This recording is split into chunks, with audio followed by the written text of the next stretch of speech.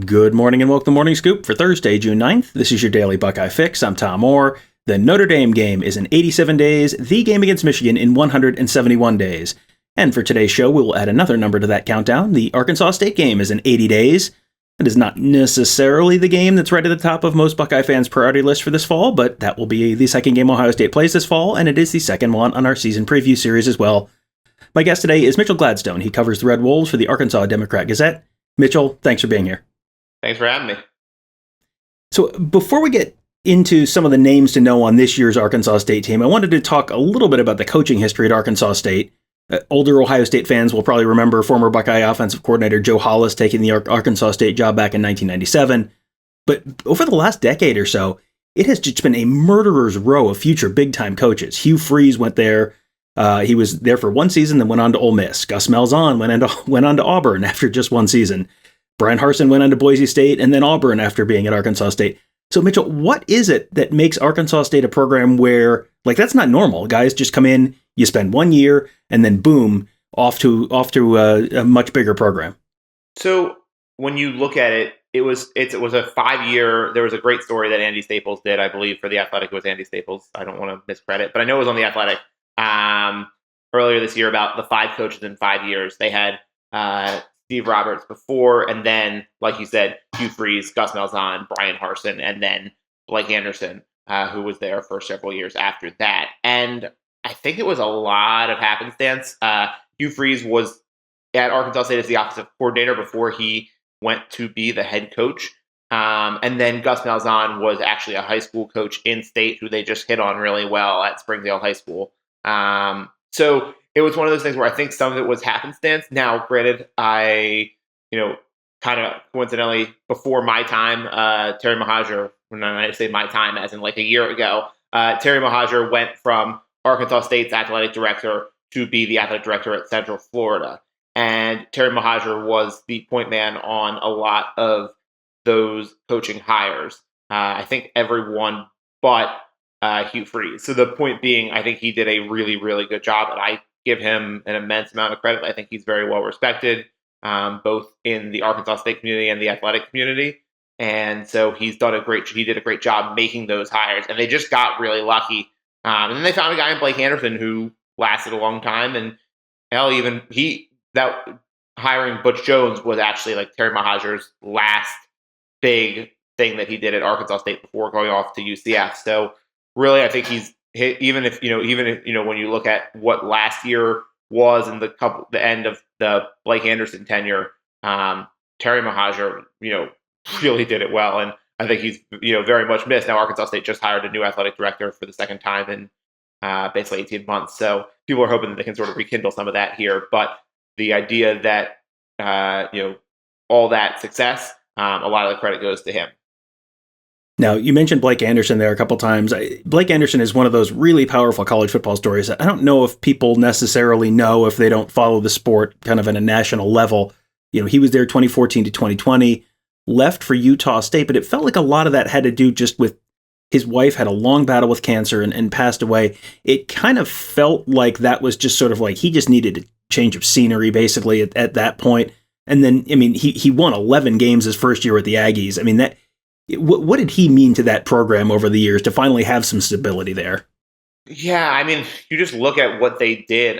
There was a run. I think if I have my years correct, it was 11, 12, 13, and 16 were Sun Belt titles. I can't remember off the top of my head exactly. I know they won. I think there was another in there as well. Point being, they were one of the best teams in the Sun Belt for a really long time, and obviously that was before some of these new teams came into the league, being Appalachian State, being Coastal Carolina, things like that. But Arkansas State was right up there. A lot of that goes to Blake Anderson. Like you said, I think a lot of the stuff with moving on had to do with his wife, and it's still really sad. One of his sons actually committed suicide earlier this year while they were out in Utah. So it's been, just a really, really tragic run for him. And I only spoke to Blake Anderson once last year for something I was working on. So I don't really have a personal relationship with him by any means. But he was incredibly loved by the community. Really, really well thought of. I don't think anybody was too thrilled with the way it ended. They had I think it was 4-8 in his last season, and it took a bit of a turn from where they were under most of his tenure.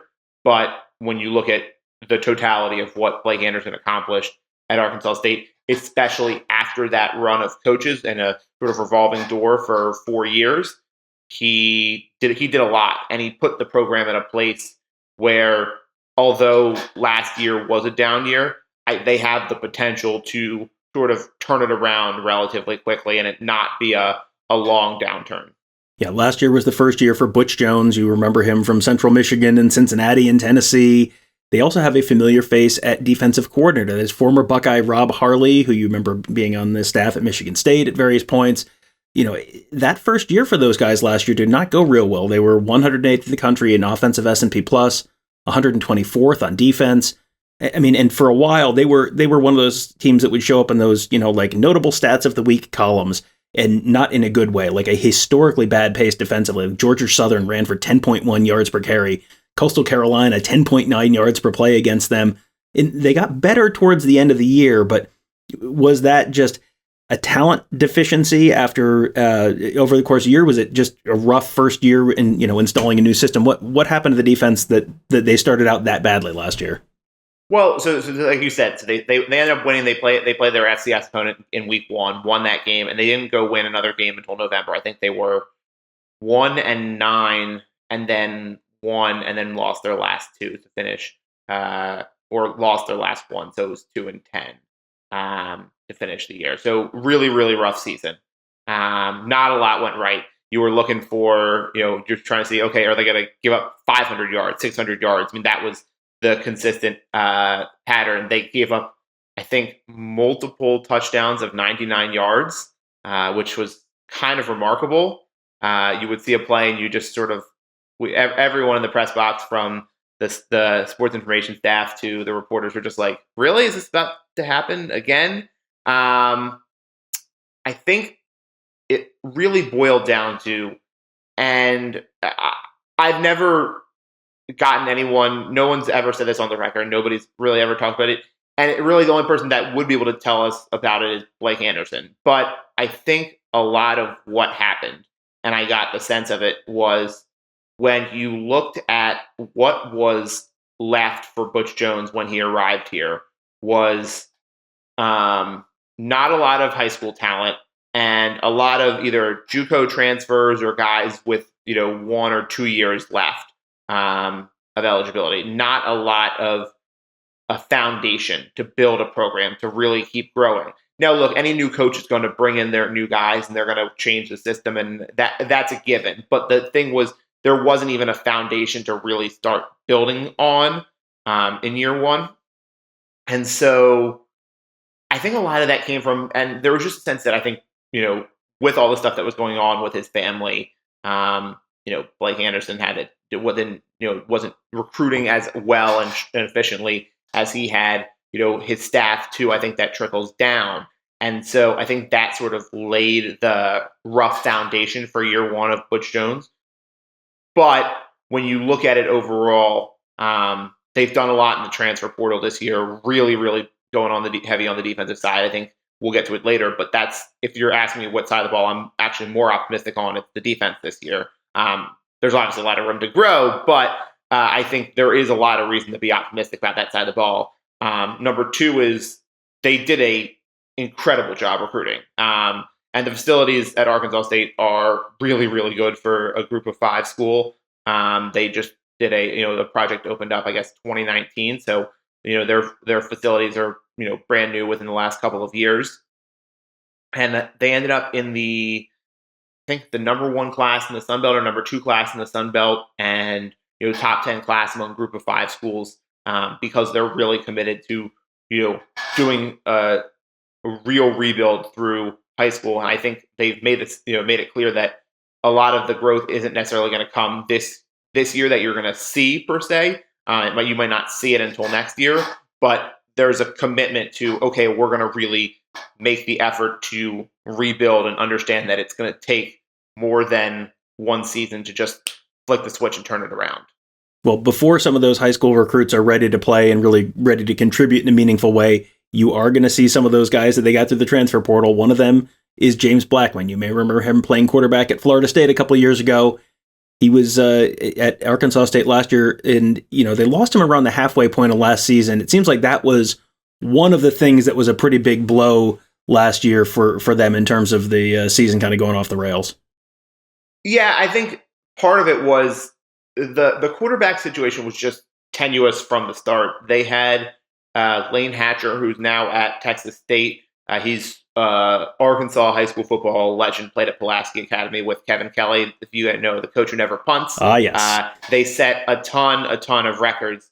And so Lane Hatcher's beloved in the state, beloved by a lot of Arkansas State fans.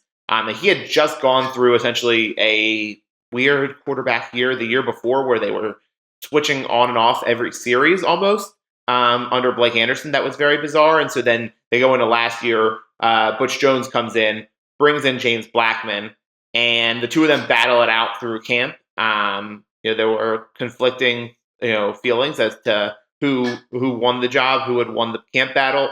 It ends up that James Blackman gets the job on the opening game. By the third quarter of the first game, Lane Hatcher's in there leading him to a comeback victory. The next week, Lane Hatcher starts and he struggles, and James Blackman comes in. They don't win that game, but so it was very tenuous from the jump. James Blackman, like you said, got hurt again against Coastal Carolina on a Thursday night and never returned, missed the last 6 games with a shoulder injury. Now Lane Hatcher is transferred out. He's actually at Texas State with Arkansas State's running back from last year, Lincoln Perry. So there's a lot of turnover on the offensive side of the ball. But what's been pretty clear is that this is James Blackman's team. This is his job. I think right now the number 2 quarterback is a true freshman.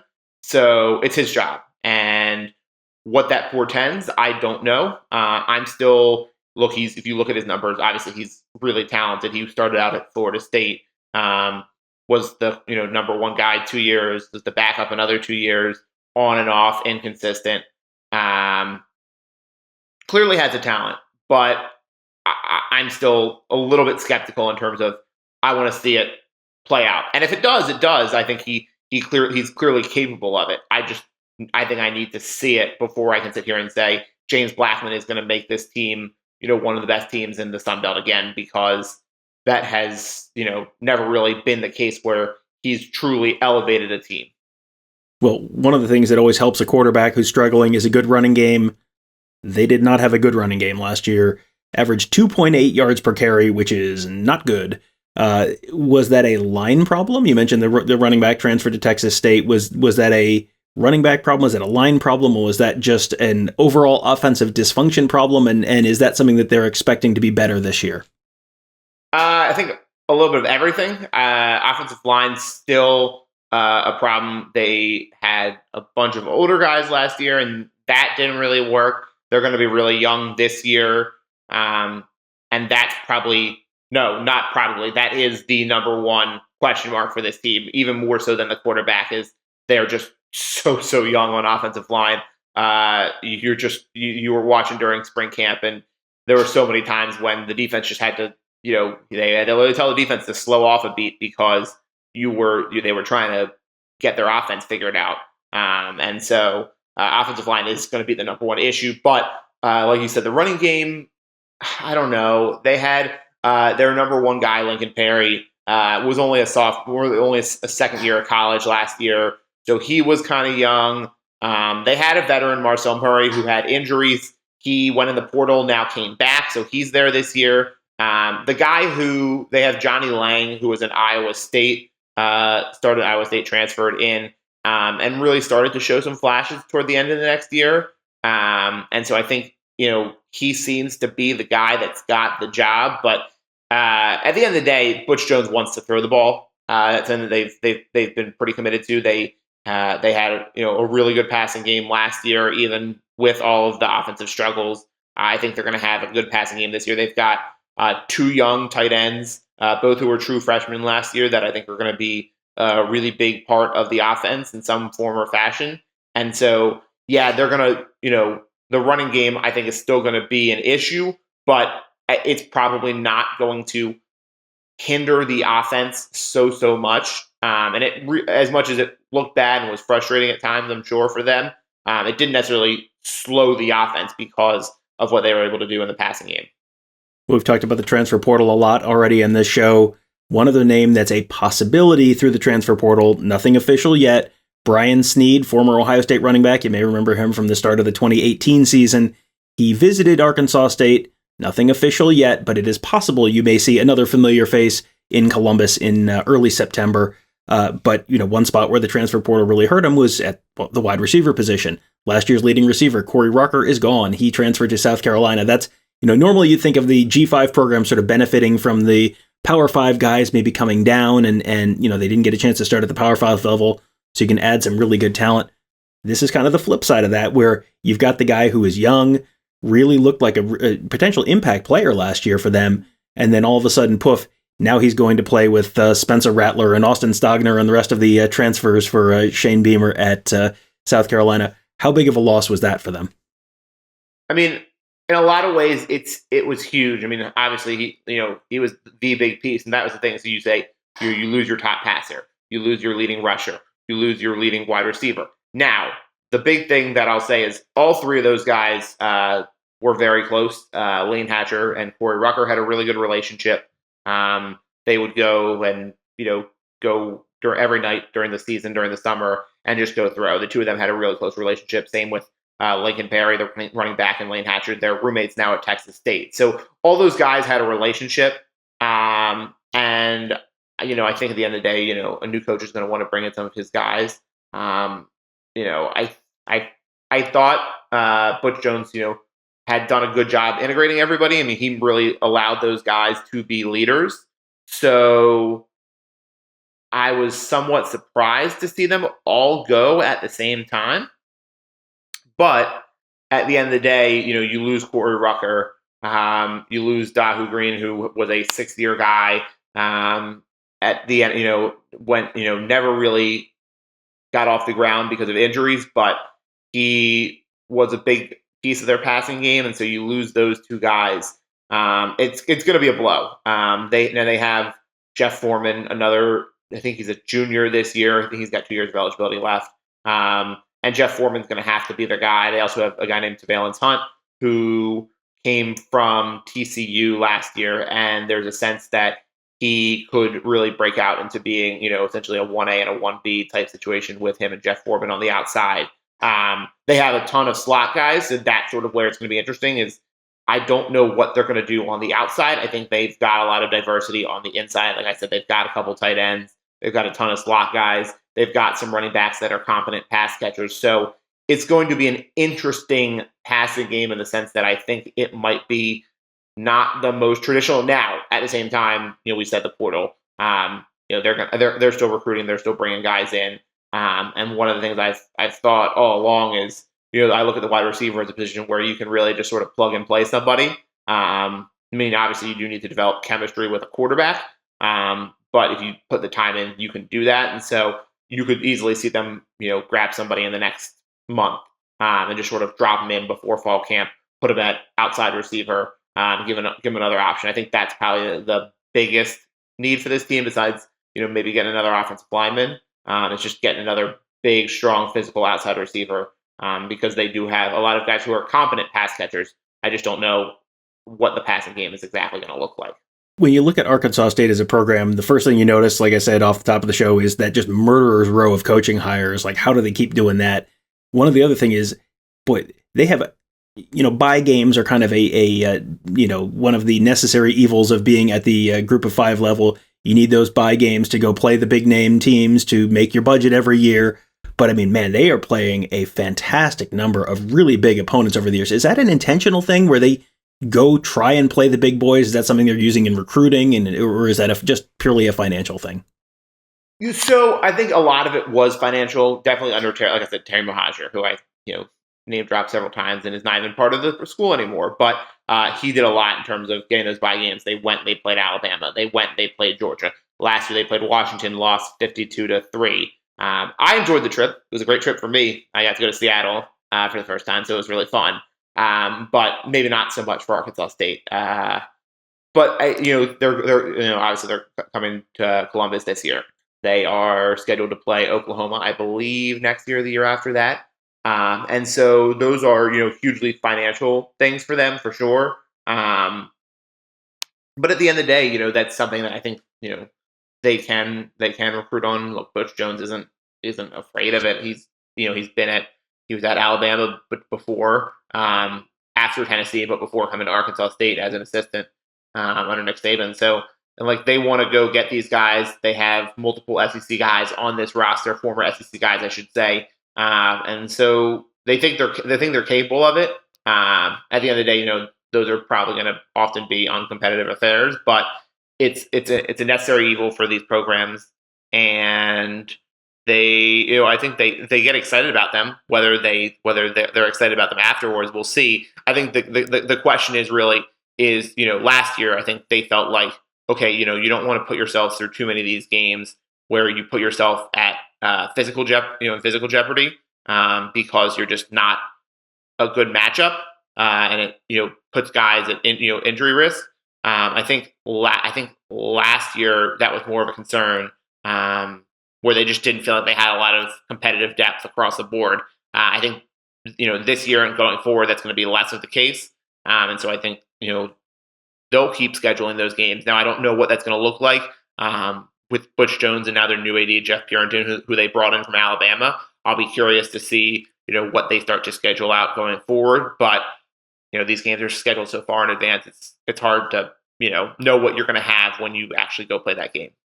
I am right there with you on the excitement of traveling to Washington. Ohio State has them on the schedule to play in Seattle in 2024. We'll have to get some dining recommendations and all that from you after we finish the episode. But this is the time of year when everyone is optimistic. So I mean, what are the reasons for optimism this fall? What is Arkansas State feeling good about this time of year, and what would constitute a successful season right now? So we've talked a lot about the defense and how bad it was last year. I mean, they would give up, regularly 600-yard games, like I said, and it was just kind of mind-boggling how bad it was. So the bar is really low. I will say that before, as a preface to everything I say. But I am actually really, really optimistic about this defense, just from a perspective of they went into the portal, and basically what they did was they solidified themselves at all three levels.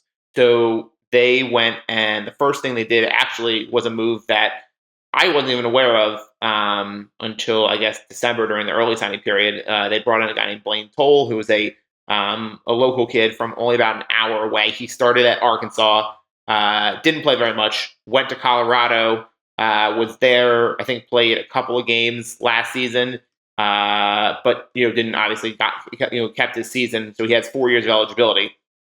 And he arrived in Jonesboro in November, and they have a mini session, so he was actually able to take quote unquote 2 semesters, so he will be eligible this year. So you've got him.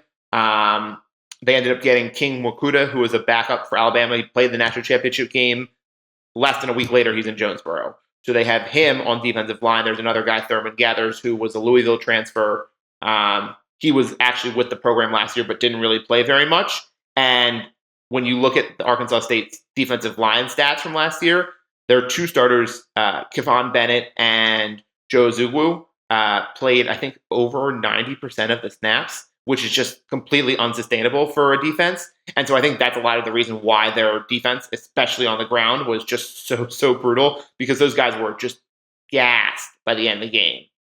So now you really have depth on the defensive line. Well, then Kevon Bennett, who played defensive end last year as a transfer in from Tennessee, he was a Butch Jones recruit, came to Arkansas State to play defensive end, but the sense was always that he was going to move to outside linebacker. So he has made that transition to outside linebacker. You say Bennett, that linebacker, that name sounds familiar. His dad is Cornelius Bennett, former NFL All-Pro outside linebacker. So there's bloodlines there. Played for St. Thomas Aquinas in Florida, really, really high-level recruit. One of the many really good recruits that Butch Jones got at Tennessee. So you've got Kevon Bennett at outside linebacker. They bring in a guy, Jordan Carmouche, middle linebacker, grad transfer from Houston. So you've got those 2 guys at linebacker. And then on the back end, Eddie Smith, who started out at Alabama, played last season at Illinois.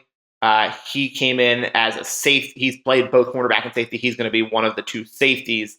And so what you see and what you saw during spring practice was a defense that has experience and talent at all three levels, which just wasn't there last year. I mean, it just absolutely was not. And so when you watch this team play, now they had guys who were, like I said, experienced, but maybe not all that talented. They're significantly upgraded on all three levels of the defense. And so it was every day you would go watch them during spring practice. Defense win, defense win, defense win.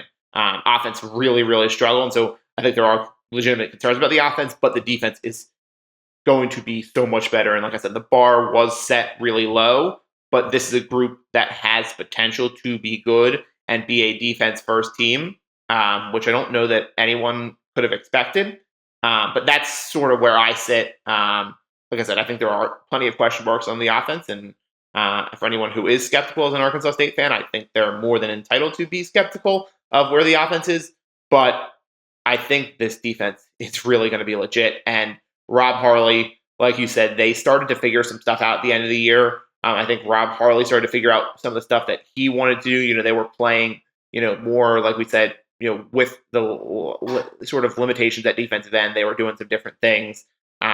This year, they really are going to be a true, 4-3-3 or 4-3-4, I guess, whatever. I'm thinking soccer. 4-3 defense. But Kevon Bennett has pass rusher skills, so you might see some 5 DBs and play Kevon Bennett as an extra pass rusher, things like that. And so they're going to have a lot more versatility on that side of the ball this year, and it's where I'm really excited to see. Now, I think the offense, like I said, still has question marks, but defense is going to be good. Not that it's going to compete with Ohio State. I'm very excited to see. Personally, I'm excited to see DJ Stroud as an Eagles fan. So I'm scouting all my quarterbacks. I'm also very excited. The other name is Jackson Smith-Njigba. I was a intern at the Dallas Morning News back in 2019, and so that was Jackson's senior year, and I got to watch him play several times. I got to talk to him several times. One of my favorite players I got to cover down there, and so it's been really cool. I'll just when I'm working, I'll just check out the highlights and I'll be like, oh, Jackson did something again.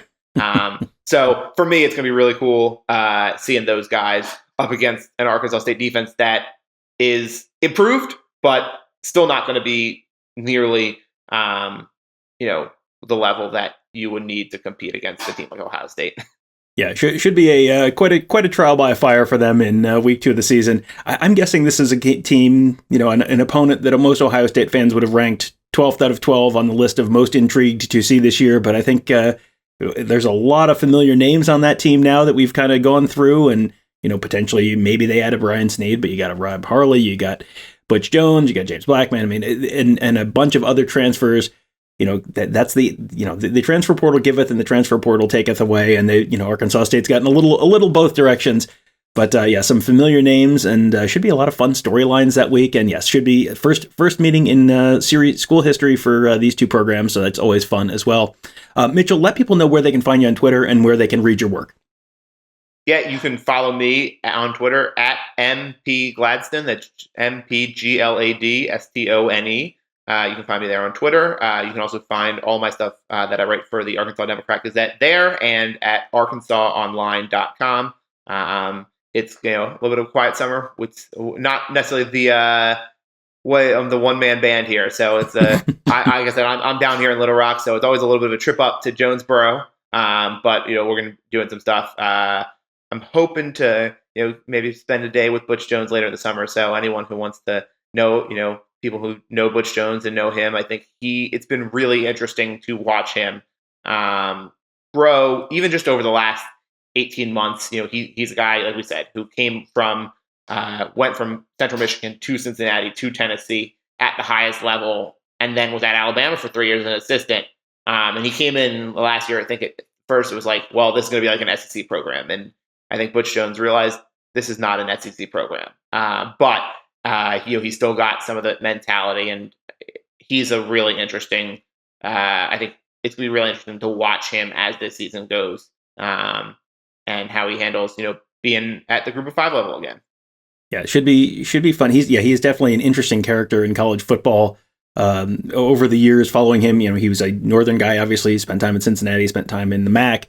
So folks in Ohio are probably pretty familiar with him, but and then his time in Tennessee, of course, as well. So yeah, it should be a lot of fun. Looking forward to that game. Looking forward to all those fun storylines headed into that game. So should be a lot of fun, and we'll probably see Up in the Horseshoe in just a couple months. So looking forward to that. And thank you for coming on and letting everyone know a little bit more about the Red Wolves. Like I said, it is it's a program I don't think people spend a ton of time thinking about if they're not kind of national college football fans. But yeah, it is a program that has a lot of interesting stuff going on and that we've kind of gone through here. So hope you guys enjoyed that one. That'll do it for today. Thank you guys all for joining us. Have a great day. We'll talk to you tomorrow.